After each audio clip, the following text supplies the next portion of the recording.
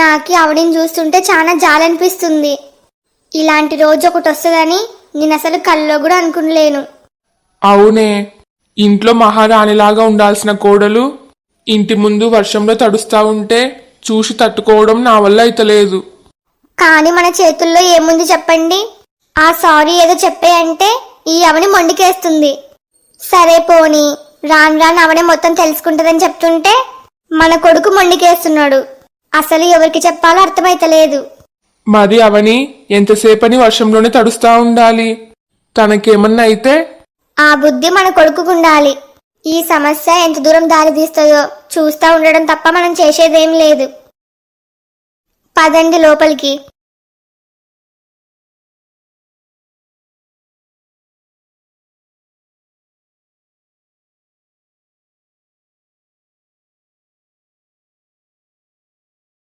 ఎంత ట్రై చేస్తున్నా నాకైతే అసలు నిద్రనే వస్తలేదు. అయినా బయట చెల్లెమ్మ ఒంటరిగా వర్షంలో తడుస్తా ఉంటే నాకి మాత్రం నిద్ర ఎట్లొస్తుంది? అయినా నాకు అర్థం కానిదేందంటే, నాకి అవని గురించి, అవని మంచితనం గురించి మొత్తం తెలుసు.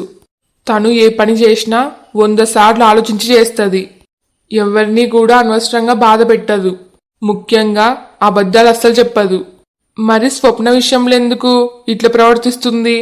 స్వప్న ప్రెగ్నెంట్ అని చెప్పడానికి డాక్టర్ ఇచ్చిన రిపోర్ట్స్ ఉన్నాయి. మరి అవని మాత్రం స్వప్న అసలు ప్రెగ్నెంటే కాదు, ఇన్ని రోజులు డ్రామా ఆడిందని చెప్తుంది. నాకెందుకో ఈ స్వప్న పైనే డౌట్. దీని గురించి నాకు ఫస్ట్ నుంచి బాగా తెలుసు.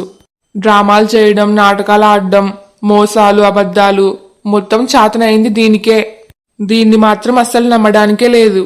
అదీగాక నాకి అవని ముందరనే చెప్పింది, స్వప్నని హాస్పిటల్కి తొలుకొని పోతే నేను ఏడికి పోకుండా దగ్గరుండి అన్ని టెస్ట్లని చేపియాలి అని.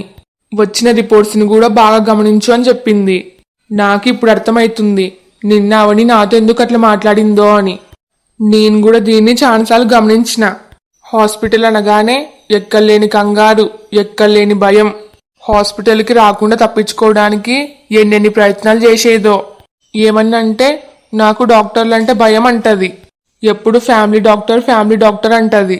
మొదటిసారి హాస్పిటల్కి పోయినప్పుడు కూడా నన్ను లోపలికి అస్సలు రానిచ్చలేరు. కొంపదీసి ఆ డాక్టర్కి డబ్బులిచ్చి మేనేజ్ చేసిందా ఏంది? ఇదంతా కూడా కాదు, నిన్న నా ఫ్రెండ్ హాస్పిటల్కి రాను అని మొండికేసింది. ఈరోజు బయలుదేరే సమయానికి నెక్లెస్ పోయిందని అవనితో గొడవ పడింది. హాస్పిటల్కి పోయే ముందరనే నెక్లెస్ గురించి అడగాల్సిన అవసరం ఏముంది? నెక్లెస్ పోయింది అవని పుట్టినరోజు నాడు. మరి ఇంతవరకు అడగకుండా ఏం చేసింది? నాకైతే 100కి 100% ఈ స్వప్న పైనే డౌటు. పాపం అనవసరంగా అవని పైన నిందేసింది అనిపిస్తుంది. అదీగాక దీనికి ఫస్ట్ నుంచి అవని అంటే నచ్చదు. తెలుసుకుంటా ఈ స్వప్న ఆడింది మొత్తం డ్రామా అని సాక్ష్యాలు ఏమైనా దొరకాలి. దీన్ని మాత్రం ఏం చేస్తానో నాకే తెలియదు. బయట బాగా ఉరుములు మెరుపులు, వర్షం కూడా బానే వస్తుంది. అవని కూడా నిలబడి వర్షంలోనే తడుస్తా ఉంది. సరే సారీ చెప్తే గాని ఇంట్లోకి రావద్దు అన్నాను. మరి అంత వర్షం వస్తున్నప్పుడు కనీసం బాల్కనీలోకైనా పోవచ్చు కదా. నేను ఇంట్లోకి రావద్దని చెప్పినా బాల్కనీలోకి పోవద్దు అని చెప్పలే కదా. నేనేమన్నా తప్పు చేస్తున్నానా? అప్పుడేదో కోపంలో బయటికి పంపించినానే గాని ఇప్పుడు అవని అట్లా వానలో తడుస్తుంటే నాకే చాలా బాధ అనిపిస్తుంది. అసలు నీకి ఏమైందవని? సరే పొద్దున జరిగింది పొరపాటు అయ్యుండొచ్చు. కనీసం నువ్వు నీ తప్పు నొప్పుకోవాలి కదా. మళ్ళీ రివర్స్లో స్వప్న పైనే అన్ని లేనిపోని నిందలేస్తే మరి నాకు కోపం రాదా? ముందరనే అది అబార్షన్ అయిన బాధలో ఉంది. కానీ నీకు మాత్రం కొంచెం కూడా బాధనే లేదు. ఇప్పుడు ఏం చేయాలి? పోనీ ఇప్పటికైనా తన తప్పు తను తెలుసుకేందేమో. ఒకసారి బయటికి పోయి చూద్దాం.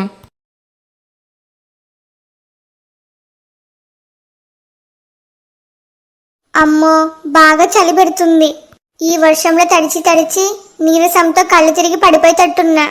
అదీగాక పొద్దునుంచి ఏం తినలేను. అయినా కూడా ఆయన నా పట్ల ఇంత కఠినంగా ఉంటాడని నేను అస్సలు అనుకునలేను. చెయ్యని తప్పుని ఒప్పుకో అంటే ఎట్లా ఒప్పుకోవాలి? ఆయన గారి చెల్లెల్ని గుడ్డిగా నమ్ముతున్నాడు. నేను ఎందుకు అంతగా వాదిస్తున్నానో కొంచెమన్నా అర్థం చేసుకోవచ్చు కదా. ఛ, రేపు పొద్దున వరకు వెయిట్ చేస్తా. వీళ్ళంతకు వీళ్ళు నన్ను లోపలికి పిలిస్తే ఓకే, లేకపోతే నేను ఖచ్చితంగా మా పుట్టింటి కోత.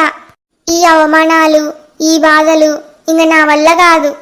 ఎలాగో నేను విడాకుల పైన కూడా సంతకాలు పెట్టినా కదా, ఇంకా నాకు అన్ని భరిస్తూ ఈయనే ఉండాల్సిన అవసరం లేదు. ఇంకా అవనీని ఇట్లా చూడ్డం నా వల్ల కాదు. అవని, ఇప్పటికైనా మించిపోయిందేం లేదు. నీ తప్పుని నువ్వు ఒప్పుకొని లోపలికి రావచ్చు. అసలేంది మీరు?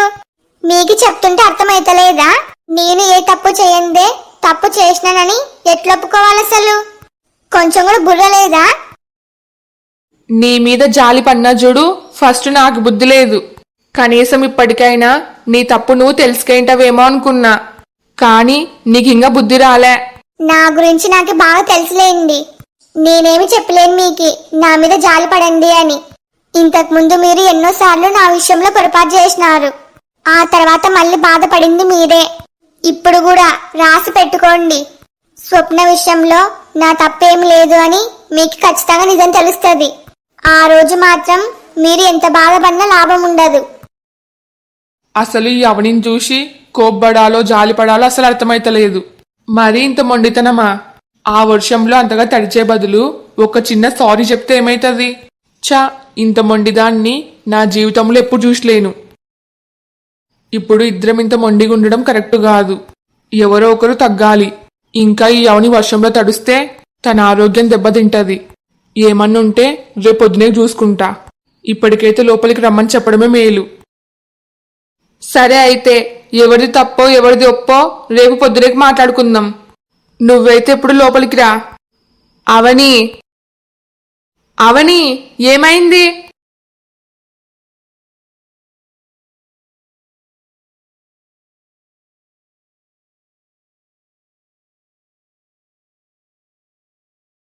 తొందరగా గేట్ ఓపెన్ చేయమ్మా. అవని, అవని, అవని లెయ్యి. అమ్మో అమ్మో అమ్మో, నా బిడ్డని వీళ్ళు ఏమో చేసినట్టే ఉన్నారు. అవని, ఏమైందే నీకి? అత్తయ్య, ఈ టైంలో మీరేందిడా? అదంతా తర్వాత. ఇంతకు మీరు నా బిడ్డని ఏం చేసినారో చెప్పండి. అమ్మా, నాకు తెలిసి అవని ఛాన్స్ ఎప్పటి నుంచి వర్షంలోనే తడుస్తున్నట్టుంది. అందుకే కళ్ళు తిరిగి పడిపోయిందేమో. చూసినావా మనం ఇడికి రావడం ఎంత మంచిదయిందో? లేకపోతే ఈ వానలో తడిచి తడిచి అవని ఏమైపోయేదో. ఏం బావా, నా చెల్లెలు ఏం తప్పు చేసిందని రాత్రి అనుకూ చూడకుండా బయట వర్షంలో నిలబెట్టినారు. మీరసలు మనుషులేనా? మీకు కొంచెమన్నా మనసుందా? బావా, నేను చెప్పేది విను. నేనేమి ఇట్లా కావాలని చేసలేను. ఈరోజు అవని వల్ల చాలా పెద్ద తప్ప జరిగింది. ఫస్ట్ ఇంట్లోకి రండి, మీకు మొత్తం అర్థమయ్యేలాగా చెప్తా. ఈ వర్షంలో ఎందుకు? ఏ, ఇంతసేపు నా బిడ్డ వర్షంలో తడుస్తున్నప్పుడు మీ మనసు కొంచెం కూడా కరిగలేదా? ఇప్పుడు మమ్మల్ని మాత్రం లోపలికి రమ్మంటున్నావు? అదే కదా, నా చెల్లెల్ని ఈ పరిస్థితిలో చూసినాక కూడా మేము ఇంట్లోకి వచ్చి మాట్లాడతామని ఎట్లా అనుకున్నావు? ఏమున్నా ఈయనే మాట్లాడు. అరే, ఫస్ట్ మీ నాన్నకు ఫోన్ చేయరా. వెంటనే అవనిని హాస్పిటల్కి తోలుకొని పోవాలి. మీరేమీ కంగారు పడాల్సిన అవసరం లేదు. నా ఫ్రెండ్ రాకేష్ కారు ఉంది. నేను ఇప్పుడే ఫోన్ చేసి రమ్మని చెప్తా. ఏం అవసరం లేదు. వీళ్ళు ఇట్లా అంటారు గాని నేను వెంటనే రాకేష్కి ఫోన్ చేయాలి. వీళ్ళ ఊరి నుంచి కారు ఎప్పుడు రావాలి? పాపం అవని ఇంతసేపు వర్షంలో తడిచి కళ్ళు తిరిగి పడిపోయినట్టుంది. చా, మొత్తం నా వల్లే. నేను కోపంలో ఏం చేసినానో నాకు అర్థం కాలే. హలో నానా, ఈడ అవని పరిస్థితి ఏం బాలేదు. అవనీకేమైందిరా? అదంతా నీకు ఈడికొచ్చినాక చెప్తా గాని నువ్వు వెంటనే నా ఫ్రెండ్ విక్రమ్ది కారు తీసుకొని రండి. ఏంది కారా? అరే, అవని బానే ఉంది కదా, నాకు భయమేస్తుందిరా. నానా, మీరేమి కంగారు పడొద్దు, అవని బానే ఉంది. నువ్వోటి నేను చెప్పినట్టు కారు తీసుకొని వెంటనే రండి. సరేరా? అయ్యో, అవనికేమైంది? చూస్తుంటే వర్షంలో బాగా తడిచి కళ్ళు తిరిగి పడిపోయినట్టుంది అత్తయ్య. అయినా బాబు, ఈ టైంలో మీరేం తీడా? ఇంత వర్షానికి అంత దూరం నుంచి ఇడికొచ్చినారా? ఆయనటి జరిగింది మొత్తం మీకెట్లా తెలుసు? ఎవరు చెప్పినారు? ఈ రోజు మధ్యాహ్నం నేను నా కూతురికి ఫోన్ చేసినప్పుడు ఈడ జరిగింది మొత్తం నాకు ఈ ఫోన్లో చెప్పింది. మళ్ళీ ఏమైందో తెలుసుకుందామని 8 గంటలప్పుడు ఫోన్ చేస్తే నా కూతురు అస్సలు ఫోన్ లిఫ్ట్ చేసలేదు. అందుకే ఏమైందో అని మేము చాలా కంగారు పడి ఉన్న పలంగా బయలుదేరి వచ్చినాము. తీరా ఇడికొచ్చినాక చూస్తే నా కూతురు ఇంటి ముందర వర్షంలో తడిచి కళ్ళు తిరిగి పడిపోయింది. అయినా ఇంత ఘోరమా? మీరంతా ఎంత మంచి వాళ్ళు అనుకున్నాను. నా కూతురు పైన ఈగ కూడా వాలనీయరు అనుకున్నాను. కానీ నా కూతుర్ని ఒక్కదాన్ని చేసి ఇట్లా దిక్కులేని దానిలాగా ఇంటి ముందర పాడేస్తారని అనుకునలేను. అసలు మీరు మనుషులేనా? మీకి కొంచెమైనా మనసాక్షి ఉందే? మీ ముఖాన కూడా ఒక కూతురుంది. మీ కూతురికి కూడా వాళ్ళ అత్తగారి ఇంట్లో ఈ పరిస్థితి వస్తే మీరు ఊరుకుంటారా? చూడండి, ఇప్పుడు అవన్నీ మాట్లాడుకునేంత టైం లేదు. ఫస్ట్ అవనీకి ఏమైందో ఏమో హాస్పిటల్కి తీసుకుని పోదాం రండి. నేను రాకేష్కి ఫోన్ చేసినా వస్తున్నా అన్నాడు. నేను నీకు ముందరనే చెప్పినా కదా, నాకు మీరు మీ కారు ఏమీ అవసరం లేదు. మేము మా కారు వచ్చే వరకు వెయిట్ చేస్తాం. దయచేసి అట్లా మాట్లాడొద్దు. ఇప్పుడు మన కోపాలు పంతాల కంటే అవని ముఖ్యం. ఇంకా లేట్ చేస్తే అవనికి ఏమన్నా అయితే? అవును బాబు, మీ కారు ఊరు నుంచి రావాలంటే చాలా లేట్ అవుతుంది. ప్రస్తుతానికి ఏ కారు అయితే ఏముంది? మనం తిరిగ్గా మాట్లాడుకోవచ్చు. ఇంకా లేట్ చేస్తే అవనికి ఏమైతుందో అని భయమేస్తుంది. మరి ఈ బుద్ధి నా కూతుర్ని వర్షంలో నిలబెట్టినప్పుడు లేదా? ఇప్పుడు ఓ తెగ ప్రేమ ఉలకబోస్తున్నారు. ఇదంతా కేవలం మన ముందర నటన మాత్రమే. లేకపోతే మనం ఇడికి రాకముందు వరకు వీళ్ళంతా ఏం చేసినారు? ఇప్పుడు మాత్రం తెగ నటించేస్తున్నారు. చూడు బావా, మాటలు మర్యాదగా రాని.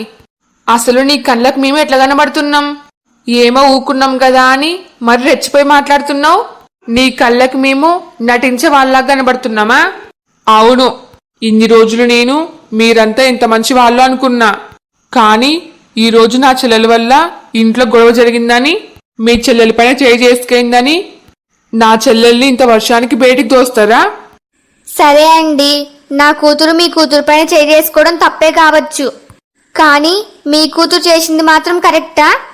ఆమెగారి బంగారు నక్లెస్ కనబడకపోతే నా కూతురు తీసుకెళ్ళిందని నా కూతుర్ని దొంగ అంటదే? నా కూతురు మీ అందరికి దొంగలా కనబడుతుందే? జరిగిన దానిలో మీ కూతురుది కూడా తప్పు ఉంది. మరి మీ కూతుర్ని కూడా బయటికి తోసేయచ్చు కదా. వీళ్ళు అట్లెందుకు చేస్తారు? ఎంతైనా వాళ్ళ కూతురు కదా. అవని మాత్రం పరాయి ఇంటి నుంచి వచ్చింది. చూడు బాబు, నువ్వు చాలా తప్పుగా మాట్లాడుతున్నావు. మేము అవనీని ఎప్పుడు అట్లా అనుకునలేము. మా సొంత కూతురు కంటే ఎక్కువ చూసుకున్నాము. అందుకే మరి నా కూతురికి పరిస్థితి వచ్చింది. మీరు నిజ నిజాలేం తెలుసుకోకుండా మాట్లాడొద్దు. అసలు నిజం తెలిస్తే మీరు అసలు ఇట్లా మాట్లాడరేమో. ఏందా నిజం చెప్పు, మేము కూడా వింటాం. ఈ రోజు నీ చెల్లెలు నా చెల్లెలపైన చేయి చేసుకోవడం వల్లే నా చెల్లెలికి అబార్షన్ అయింది. ఏంది? స్వప్నకి అబార్షన్ అయిందా? అవును, అది కూడా నీ కూతురు కారణంగానే. అప్పటికి కూడా మేము అవనీనేం అనలేమండి.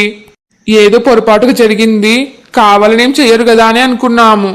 కానీ నీ చెల్లెలు మాత్రం చేసిన తప్పు ఒప్పుకోకుండా తిరిగి నా చెల్లెల్ని నానాక మాట్లాడింది. కడుపులో ఉన్న బిడ్డ చనిపోవడం అంటే ఏమన్నా చిన్న విషయం అనుకుంటున్నారా? ఆయన కూడా మేము అవనీనేం అనలేము. జస్ట్ మా స్వప్న కాళ్ళ మీద పడి క్షమాపణ అడుగని చెప్పినాము. ఆయన కూడా వినకుండా నాది తప్పేం లేదు అని వాదించింది. ఇంకా నా కొడుకు కోపంలో నువ్వు సారీ చెప్తా గాని ఇంట్లోకి రావద్దు అని బయటికి పంపించినాడు. జరిగింది ఇది. అయ్యో పాపం, ఆ స్వప్నకి అబార్షన్ అయిందే? అది కూడా ఆవిని తన పైన చేయి చేసుకోవడం వల్ల. వీళ్ళు చెప్పింది మొత్తం నిజమేనా? నా చెల్లెలు అవని కారణంగా స్వప్న ప్రెగ్నెన్సీ పోయిందా? మరి అవని ఎందుకు సారీ చెప్పలేదు? నాది తప్పేమీ లేదని ఎందుకు వాదించింది?